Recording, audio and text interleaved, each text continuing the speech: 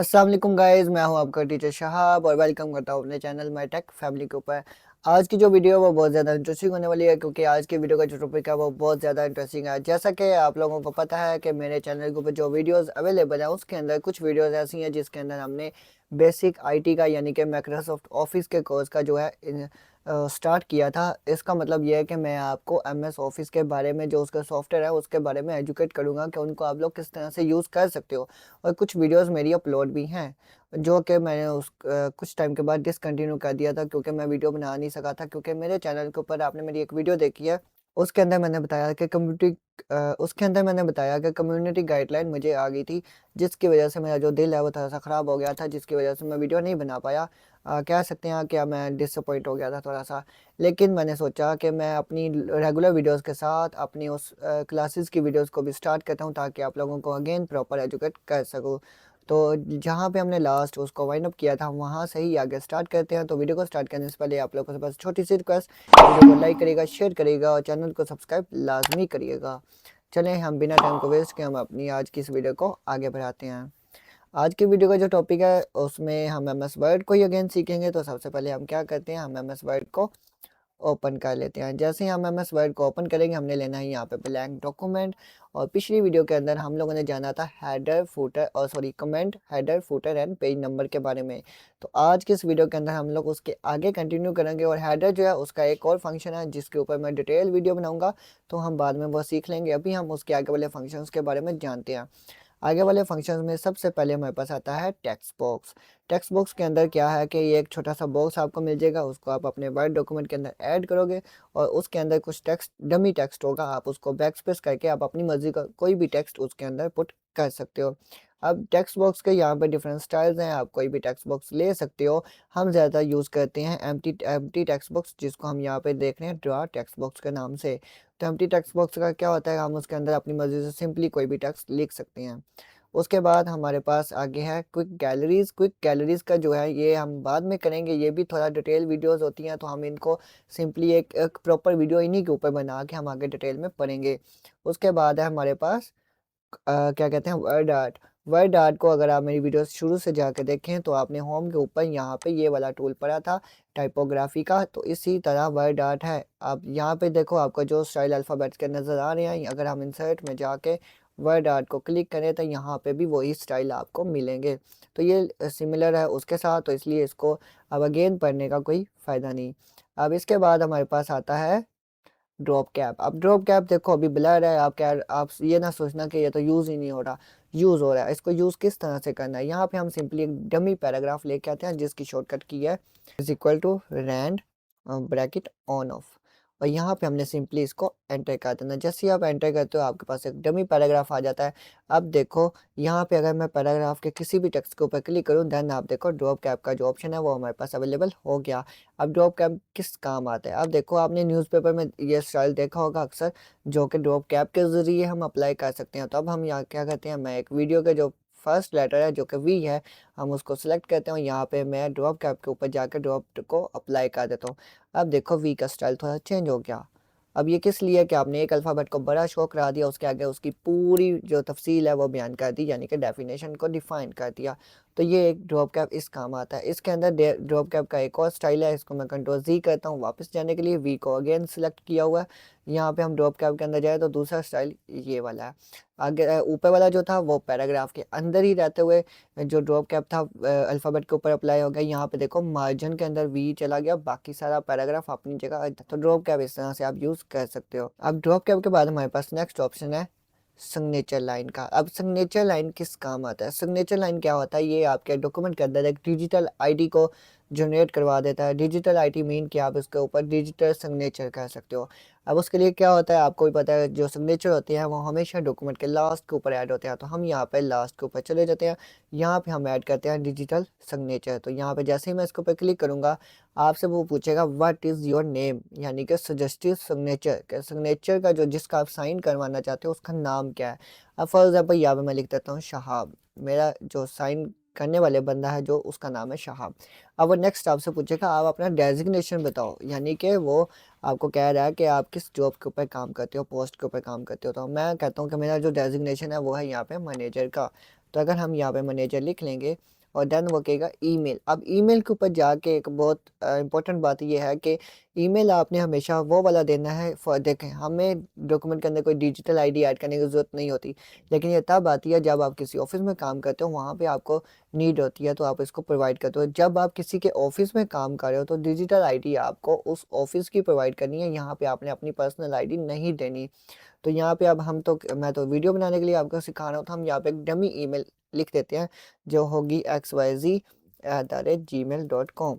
ये हमारे पास एक डमी ईमेल होगी। उसके बाद आपने सिंपली यहाँ पे प्रेस करना है ओके। जैसे ही आप ओके प्रेस करोगे, आपके पास नीचे सिग्नेचर जो है ऐड हो गए होंगे, लेकिन अभी भी ये सिग्नेचर जो है वो प्रॉपर नहीं लगे। आपने सिंपली उसके बाद क्या करना है, यहाँ पे डबल क्लिक करना है। जैसे आप डबल क्लिक करोगे वो आपको सिंपली डॉक्यूमेंट बोलेगा।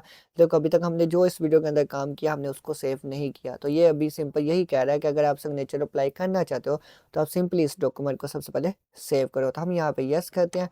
तो अब देखो, मैं किसी स्पेसिफिक लोकेशन के अंदर इसको सेव नहीं करने वाला, मैं सिंपली इसको डेस्कटॉप के ऊपर जाके सेव कर दूंगा। यहाँ पे मैं सिंपली डेस्कटॉप को क्लिक किया और यहाँ पे सेव पे क्लिक करके हमने इसको सेव कर दिया। अब देखो, हमारा जो डॉक्यूमेंट है वो तो सेव हो गया, लेकिन अभी भी डिजिटल आईडी जो है वो क्या कहते हैं, अपलोड नहीं हुई, अपडेट नहीं हुई, सॉरी। अब वो क्या कह रहा है कि अगर आप यहाँ पे डॉक्यूमेंट के ऊपर साइन करना चाहते हो तो आपके पास माइक्रोसॉफ्ट की आईडी होनी चाहिए। अब देखो, मैं आपको यही बोलूँगा, मुझे नहीं पता इंडिया वाले एक दूसरे को क्या कहते हैं, बंगाली एक दूसरे को क्या कहते हैं, लेकिन हम पाकिस्तानी एक दूसरे को ये कहते हैं कि हम पाकिस्तानी बहुत ज़्यादा जुगाड़ू होते हैं। अब जुगाड़ क्या होगा, आपने सिंपली जब आपके पास ये वाला एरर आए तो आपने सिंपली क्या करना है, इसको नो कर देना है। नो करने के बाद आपने अपने डॉक्यूमेंट को सिंपली मिनिमाइज़ करना है। मिनिमाइज़ करने के बाद आपने दिस पीसी के ऊपर जाना है। यहाँ पे आपने लोकल डिस्क सी को ओपन कर लेना है। जैसे ही आप लोकल डिस्क सी को ओपन करोगे तो आपको मैं बताता चलो, आप कंप्यूटर के अंदर कोई भी प्रोग्राम इंस्टॉल करते हो वह जाता है सी के अंदर, प्रोग्राम फाइल या प्रोग्राम फाइल x86। तो हम यहाँ पे इन दोनों फोल्डर्स को चेक करेंगे। अब सबसे पहले हम कहते हैं प्रोग्राम फाइल्स को। अब प्रोग्राम फाइल के अंदर आके आपने क्या करना है, आपने चूज़ करना है माइक्रोसॉफ्ट ऑफिस के वर्ड को, फोल्डर को, सॉरी। तो यहाँ पे ये रहा हमारे पास माइक्रोसॉफ्ट ऑफिस का फोल्डर। इसको हम देखते हैं, इसके अंदर हमारे पास एक और फोल्डर है, हम इसको भी ओपन कर लेते हैं। इसको ओपन करने के बाद हमें कुछ नहीं मिला। जब कुछ नहीं मिलेगा तो हमने उससे बैक आ जाना है। अब हम यहाँ से अगेन बैक आ जाते हैं। तो यहाँ पे हमारे पास एक और ऑप्शन है माइक्रोसॉफ्ट ऑफिस 15, हम इसको ओपन करते हैं। इसके अंदर क्लाइंट x64 है, तो इसके अंदर भी देखो हमें कुछ नहीं मिला। हमें वो फोल्डर चाहिए जिसके अंदर ज़्यादा सारी फाइल्स हों, तो यहाँ पे कुछ भी नहीं है। तो हम यहाँ से भी सिंपली क्या कहते हैं, शरीफों की तरह वापस बैक आ जाएंगे। तो यहाँ से हम बैक आएंगे तो इसका मतलब मैं प्रोग्राम फाइल के पूरे फोल्डर के अंदर हमें माइक्रोसॉफ्ट ऑफिस के 2 फोल्डर मिले, उनके अंदर हमें कुछ भी नहीं मिला जो कि हमें चाहिए। तो हम सिंपली यहाँ पे अगेन बैक आ जाएंगे। यहाँ पे हमने अब चला जाना x86 में। हमने इस फोल्डर को डबल क्लिक करके ओपन करना है। यहाँ पे हमारे पास माइक्रोसॉफ्ट ऑफिस के 2 फोल्डर अगेन है, तो हम दोनों को चूज़ करते हैं। सबसे पहले हम फर्स्ट वन को ओपन करते हैं। उसके अंदर आप देखो जो हमें चाहिए ना वैसा कोई फोल्डर नहीं है, तो हम सिंपली यहाँ से भी शरीफों की तरह बैक आ जाएंगे। यहाँ पे नेक्स्ट ऑप्शन है माइक्रोसॉफ्ट ऑफिस का, हम इसको दोबारा क्लिक करेंगे। अब यहाँ देखो, यहाँ पे जो हमें चाहिए था वो मिल गया सिंपली। अब वो क्या था, आपको पता है हर चीज़ की एक जड़ होती है, तो माइक्रोसॉफ्ट ऑफिस जहाँ इंस्टॉल हुआ उसकी भी तो एक जड़ होगी। तो यहाँ पे देखो एक सिंपली फोल्डर लिखा हुआ है रूट। अब रूट के फोल्डर को हमने डबल क्लिक करना है। अब देखो रूट का फोल्डर हमने जैसे ही डबल किया, क्लिक करके ओपन किया, उसके अंदर मेरे पास 2 ऑप्शन आए, ऑफिस 15 एंड ऑफिस 16। अब इन दोनों फोल्डर के अंदर कुछ ना कुछ तो होगा जो हमें चाहिए। तो हम ऑफिस 15 को ओपन करते हैं, खाली है, इसके अंदर कुछ नहीं है। मैंने आपको बताया था हमें ज़्यादा फाइल्स वाला फोल्डर चाहिए। तो यहाँ पे हम ऑफिस 16 वाले को ओपन करते हैं, तो यहाँ पे देखो हमें बहुत सारी फाइल्स मिल गई। अब मुझे कैसे पता चला कि ये फोल्डर बहुत सारी फाइल्स के ऊपर मबनी है, आप यहाँ देखो नीचे 470 आइटम्स, यानी कि इसके अंदर बहुत सारी फाइल्स हैं। तो यहाँ पे आपने सिंपली क्या करना है, आपने किसी एक फोल्डर के ऊपर क्लिक करना है। देन जिस चीज़ की हमें ज़रूरत है उसका वर्ड स्टार्ट होता है एस के साथ। तो हमने यहाँ पे एस का वर्ड जो है अल्फ़ाबेट जो है कीबोर्ड से प्रेस करना है, बटन को एस, और आपने एस को प्रेस करते जाना है जब तक मैं आपको जो चीज़ दिखाता हूँ वो ना आपको मिल जाए। तो हम यहाँ पे एस प्रेस करते जाएंगे। अब देखो जिसके ऊपर हमारी सिलेक्शन है इसका नाम लिखा हुआ है सेल्फ सर्ट। सेल्फ सर्ट मतलब सेल्फ सर्टिफिकेट। अब ये हमें चाहिए था, हम यहाँ पे आ गए। आपने इसको डबल क्लिक करके ओपन करना है। जिस नाम से आप उस डॉक्यूमेंट के ऊपर साइन करना चाहते हो उस नाम से यहाँ पे आपने अपनी आईडी जनरेट कर लेनी है। मैं यहाँ पे करता हूँ शाहाब के नाम से। तो यहाँ पे हम सिंपली क्या करेंगे, ओके। ओके करने के बाद हमारी जो आईडी है वो जनरेट हो चुकी है। यहाँ पे हम अगेन ओके करेंगे। अब हमारा काम हो चुका तो हम इस पूरे प्रोसीजर को क्लोज कर देंगे। अब हम वापस एमएस वर्ड को ओपन करेंगे। जैसे ही हम एमएस वर्ड को ओपन करेंगे तो हम इस डिजिटल सिग्नेचर के ऊपर अगेन डबल क्लिक करेंगे। अब देखो हमारे पास सिंपली ऑप्शन आया सिग्नेचर की पिक्चर को ऐड करो जो आपके सिग्नेचर है। तो अभी मेरे लैपटॉप के अंदर कोई सिग्नेचर अवेलेबल नहीं है, तो कोई भी पिक्चर होगी मैं उसको पुट करके आपको दिखा दूंगा कि सिग्नेचर ऐड करने के बाद डॉक्यूमेंट के साथ क्या होता है।